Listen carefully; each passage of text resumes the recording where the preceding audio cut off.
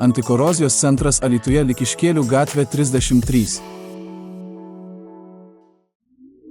Sekmadienio vakarą pareigūnams įkliuvo 2 girti motoroleriu važiavę vyrai. Apie 21 valandą patruliuojantis ekipažas pastebėjo nuo Alytaus Luksnėnų kryptimi pėsčiųjų ir dviratininkų taku važiuojantį motorolerį. Nei vairuotojas, nei keleivis neturėjo šalmų. Policininkai ketino tik įspėti ekipažą, tačiau paaiškėjo, kad abu vyrai neblaivūs. Alkotesterio pagalba vairuotojui nustatytas sunkus girtumo laipsnis 2,56 promilės. 28 vyras teisinosi, kad norėjo parvežti draugą.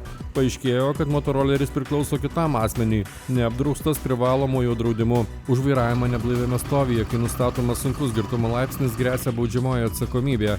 Dėl šio įvykio policijoje pradėtas ikiteisminis tyrimas, motoroleris išvežtas į saugomą policijos aikštelę.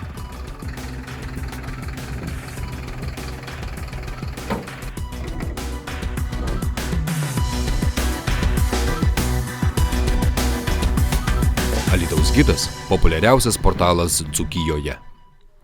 Antikorozijos centras Alytuje Likiškėlių gatvė 33.